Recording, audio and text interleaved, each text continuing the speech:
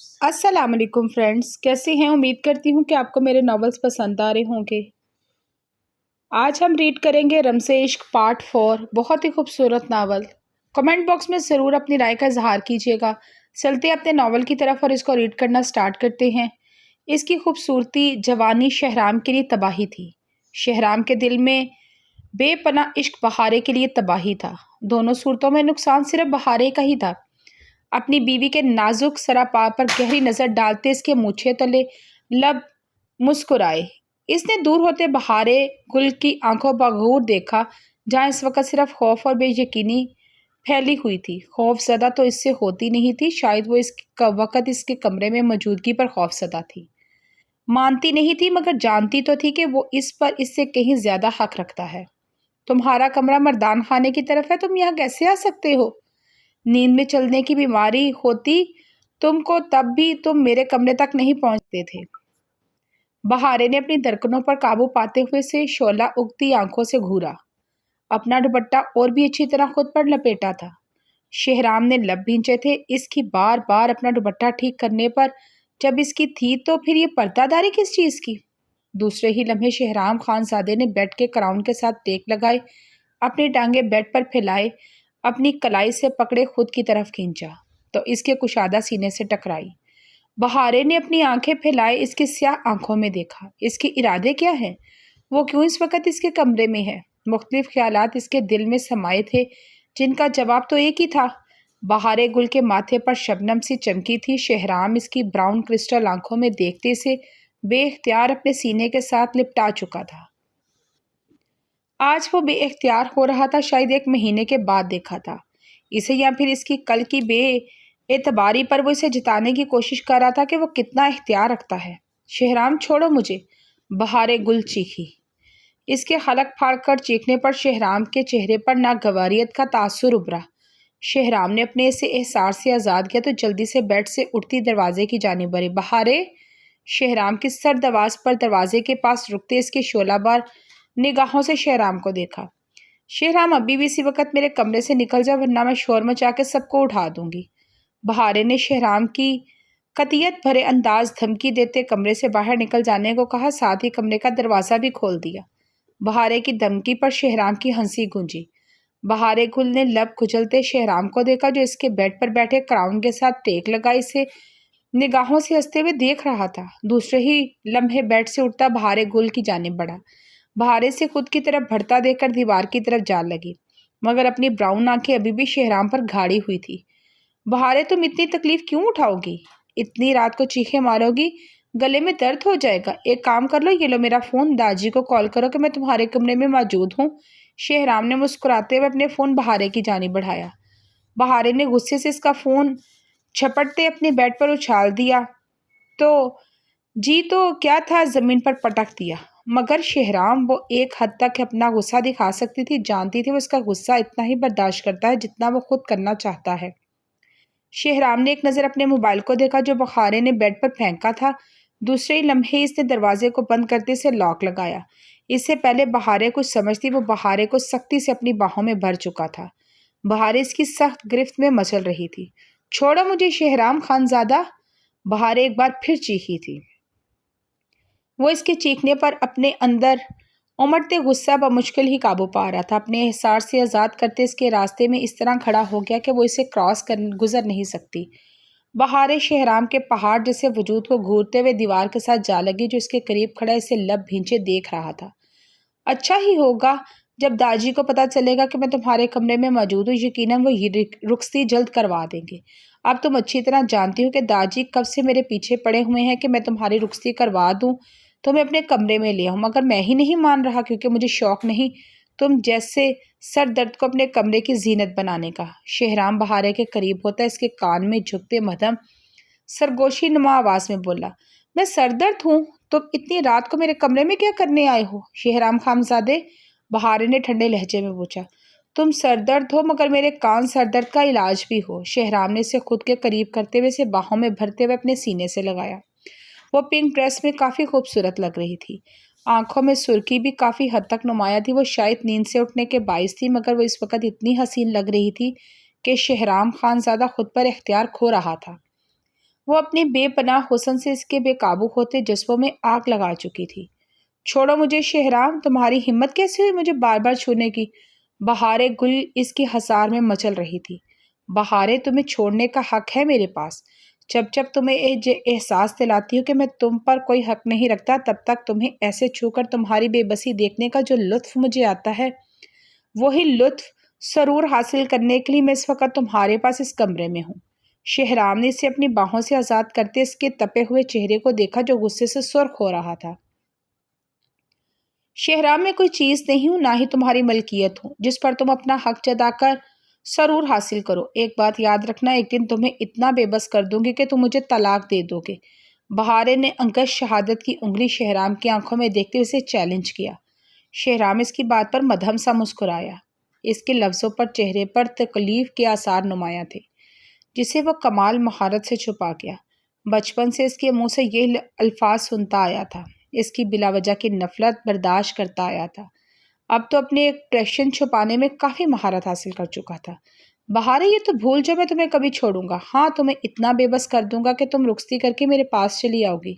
شہرام نے بھی مسکراتے ہوئے جواباً چیلنج کیا۔ یہ کبھی نہیں ہو سکتا شہرام خان زادے۔ بہارے ایک ان پڑھ انسان سے کبھی کوئی رشتہ نہیں رکھ سکتی۔ میں ڈاکٹر بن چکی ہوں، تم کیا ہو میٹرک پاس؟ ایک میٹرک پاس انسان کو کبھی اپنا شوہر نہیں چن سکتی۔ بہارے کے لفظوں میں کافی حقارت تھی، وہ مقابل کا احسان ماننے کو تیار ہی نہیں تھی۔ آج جو کچھ تھی وہ اسی کی بدولت تھی۔ شہرام ایک بار پھر مسکرا گیا۔ جانتی ہو بہارے، میں نے میٹرک کے بعد تعلیم کیوں نہیں حاصل کی؟ تمہیں یاد ہوگا، میرے میٹرک میں بہت اچھے نمبر آئے تھے، تھوڑا ایوریج اسٹوڈنٹ تھا، زاران لالا، احرم لالا، اسفند لالا کی طرح بہت ذہین نہیں تھا، مگر تم نے میرے میٹرک کے نمبر دیکھ کر میرا کتنا مذاق بنایا تھا۔ مجھے کسی کالج میں داخلہ نہیں ملے گا، مجھے کالج میں داخلہ نہیں ملے گا تو تم مجھ سے طلاق لے لو گی۔ یاد ہے نا کتنی مرتبہ تم نے یہ الفاظ دہرائے تھے؟ تمہاری ضد میں نے کالج میں داخلہ نہیں لیا تھا، آگے تعلیم حاصل نہیں کی تھی۔ تمہیں تب چیلنج بھی کیا تھا کہ اب مجھ سے طلاق حاصل کر کے دکھاؤ۔ تم داجی کے پاس پہنچ گئی تھی مجھ سے طلاق لینے کے لیے۔ داجی نے تمہارے گال پر کھینچ کے تھپڑ لگایا تھا۔ سچ بتاؤ، اس دن بہت سکون ملا تھا۔ تم جب جب مجھ سے طلاق مانگتی ہو، میری آنکھوں کے پردوں پر تمہارا سرخ ہو جانا گال آتا ہو، تم کانوں میں اس تھپڑ کی گونج سنائی دیتی ہے۔ جی تو کرتا ہے تمہارے گال پر کھینچ کر ایک ویسا ہی تھپڑ اور لگاؤں۔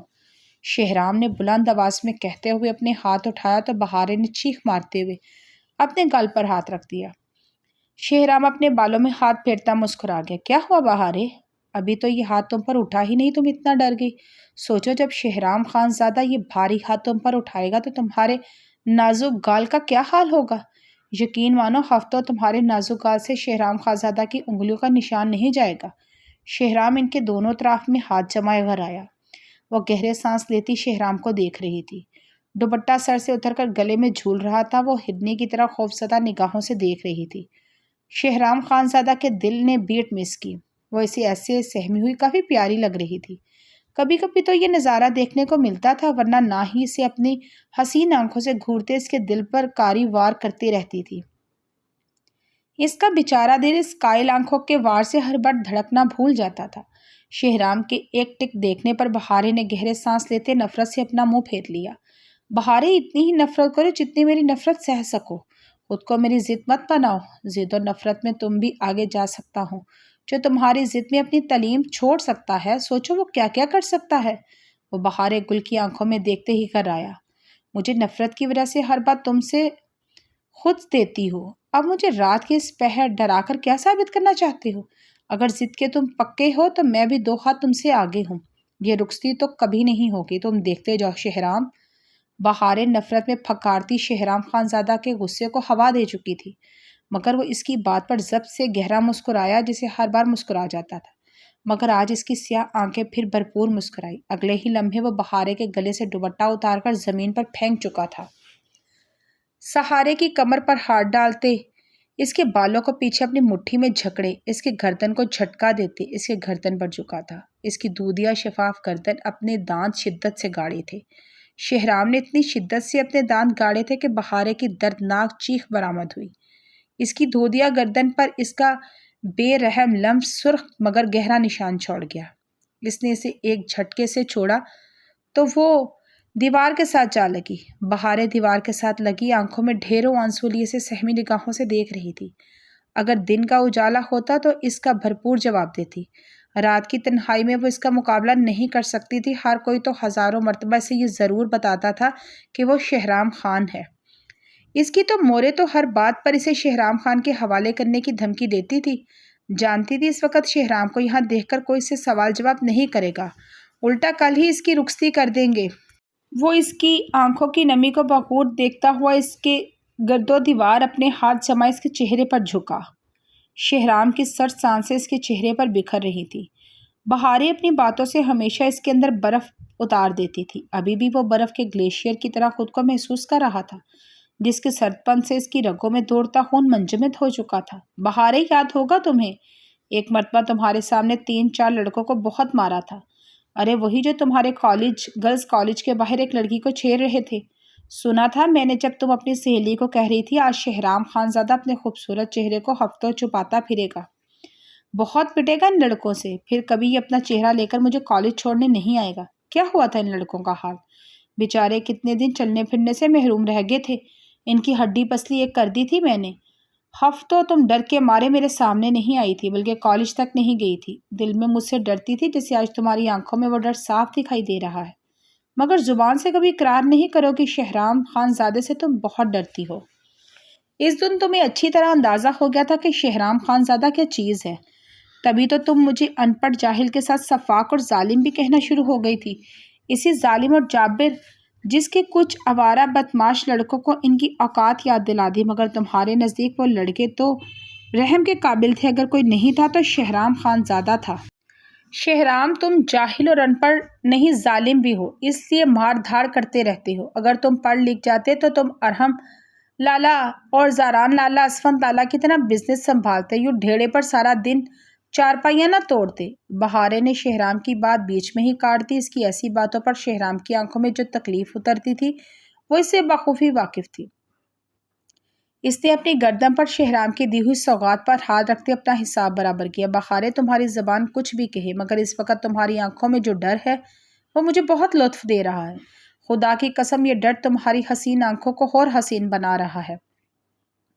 شہرام اس کی تلخ کڑوی باتوں کو ہمیشہ کی طرح امرت کی طرح پی جاتا تھا۔ مسکراتے ہوئے اس کی گھنی پلکوں کو چھونے کے لیے اپنا ہاتھ بڑھایا تو بہاریں گل نے اس کا ہاتھ نفرت سے جھٹک دیا۔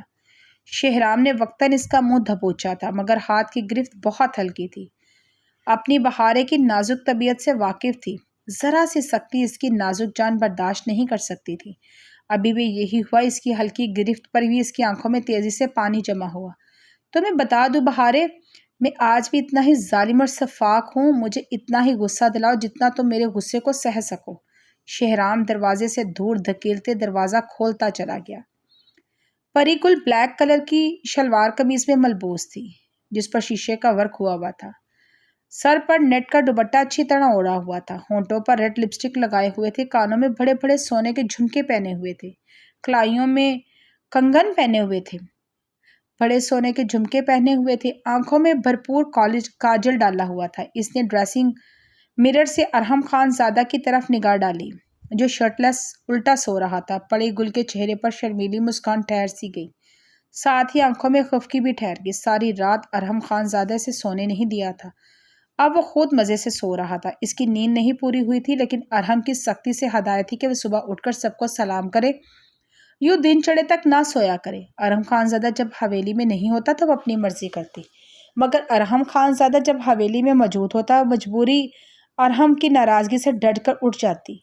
پری گل نے ایک نظر ارحم کو دیکھا، دوسرے پل اس کی آنکھوں میں شرارت سی ناچی۔ پری گل اپنی مسکراہٹ ضبط کرتے ہوئے ارحم خان زادہ کی طرف بڑھی اور سائڈ ٹیبل سے پانی کا گلاس اٹھا کر ارحم کے اوپر انڈیل دیا۔ ٹھنڈے پانی سے ارحم ہڑبڑاتا ہوا اٹھا۔ پری گل شرارت سے کھلکھلا ہنسی۔ پری ارحم غصے سے چیخا تھا۔ پری گل ارحم کے غصے کی پرواہ کیے بغیر اپنی ہنسی روکتے بیڈ سے اٹھے۔ پری گل کو بیڈ سے اٹھتا دیکھ کر ارحم خان زادہ نے اسے پھرتی سے اپنے قابو میں کیا۔ اسے بیڈ پر پٹخا وہ اس پر مکمل طور پر حاوی ہوا۔ خان، یہ کیا کیا تم نے؟ ہم گیلا ہو چکا ہے، ہم نے ابھی کپڑے بدلے تھے۔ پری گل نے غصے سے ارحم کو گھورا۔ پھر بدل لینا، ارحم اس پر جھکتا مدہوشی کے عالم میں بولا۔ تکیے پر سر رکھ کر پری گل کو کلائی سے پکڑ کر اپنے قریب کیا، اس کا سر اپنے کندھے پر رکھا۔ خان ہمارے کپڑے گیلے کر دیے تم نے، پری گل نے ارحم کے سینے پر ٹھوری رکھتے ہوئے نازوں سے شکوہ کرتے ہوئے کہا۔ پانی تم نے پھینکا تھا گل، ارحم گہرا مسکرایا۔ اچھی لگ رہی ہو، ارحم نے مسکراتے ہوئے تعریف کی تو پری گل نظریں جھکائی شرما گئی۔ گل میں سوچ رہا ہوں کہ پریزے 5 سال کی ہو چکی ہے، اب ہمیں بچے کے متعلق سوچنا چاہیے۔ ارحم کی بات پر پری گل کرن کھا کر اس کے سینے سے اٹھے۔ کیا ہوا؟ ارحم نے اس کے چہرے پر پھیلی ناراضگی کو دیکھ کر اپنے لب بیچے، آواز میں سرد پن نمایاں تھا جسے محسوس کرتے ہی پری گل نے اپنے ایکسپریشن کنٹرول کیے۔ خان، پریزی ابھی چھوٹی ہے، اسے ہماری ضرورت ہے، میں دوسرے بچے کی ذمہ داری کیسے اٹھا پاؤں گی؟ پری گل نے ارحم کے اوپر جھکتے اس کے لبوں پر اپنے لب رکھے۔ ارحم نے غصے سے پری گل کو خود سے دور جھٹکا، بیڈ سے اٹھ کر واش روم کی طرف بڑھا۔ خان، اس سے اتنا غصہ کرنے کی کیا بات ہے؟ تم مرد لوگ صرف آرام سے بچے کی خواہش کر دیتے ہیں، مگر نوماں عورت کو عذاب جھیلنا پڑتا ہے، درد سہنا پڑتا ہے، بھی ساری ساری رات بچے کو پالنا پڑتا ہے۔ پری گل کی باتوں پر ارحم کی آنکھوں میں سرخی بڑھی۔ کیا کہا تم نے؟ تم مجھے برداشت کرتی ہو؟ ارحم خانزادے نے اس کی طرف بڑھتے ہی اسے کلائی کھینچتے بیڈ پر اتارا۔ پری گل اس کی سخت گرفت پر سسک کر رہ گئی۔ وہ زور سے ارحم خانزادے کی اوہنی چٹائی سینے سے لگی۔ خان، تمہارا سینہ نہیں پتھر ہے، کیونکہ ہماری جان لینا چاہتا ہے۔ پری گل اپنے ماتھے کو اپنے ہاتھ سے مسلتے بولی۔ گل، بات کو گھماؤ مت، کیا کہا تم نے؟ ارحم نے اس کی آنکھوں میں دیکھتے سرد لہجے میں پوچھا۔ خان، تمہارا بات کا جواب تمہارے سوال میں ہی چھپا ہے، تم ہمیں لے کر کتنا جنونی ہے، اتنی سی بات تم برداشت نہیں کر سکا؟ بچہ کیسے تم ہمارے اپنے درمیان برداشت کرے گا؟ پری گل نے ارحم خانزادے کے گلے میں اپنی باہیں حمائل کی۔ گل، پریزے کے آنے کے بعد ہمارے دل میں تمہارے لیے محبت بڑی ہے، بچہ ماں باپ کے درمیان نہیں آتا۔ مجھے ایک بات بتاؤ، تم کب پریزے کو سنبھالا؟ اسے تم ملازموں نے پالا ہے، ابھی بھی وہ درخشا کے پاس سوتی ہے، جبکہ میں نے تمہیں کہا تھا کہ اسے اپنے پاس سلایا کرو، مگر تم نے میری بات نہیں مانی۔ تم انوکھی عورت نہیں ہو جو بچہ پیدا کرے گی۔ یہاں عورتوں کے 10 بچے ہوتے ہیں، تم دوسرا بچہ پیدا کرنے پر ایسے ری ایکٹ کر رہی ہو جیسے تم کوئی انوکھا کام کر رہی ہو۔ ارحم خانزادے اس کی باہیں اپنی گرفت سے دور جھٹکی۔ خان، اسی وجہ سے ہم بچہ نہیں پیدا کرنا چاہتے کہ تم ہم سے دور نہ ہو جائے۔ اب دیکھو نا، تم بار بار ہم کو خود سے دور جھٹکتا ہے، بچہ آنے کے بعد تم ہم سے لاپرواہ ہو جائے گا۔ پری گل کی انوکھی منقبت پر ارحم خانزادہ اس پر تعصب بھری نگاہ ڈالتا واش روم کی طرف گیا۔ واش روم کا دروازہ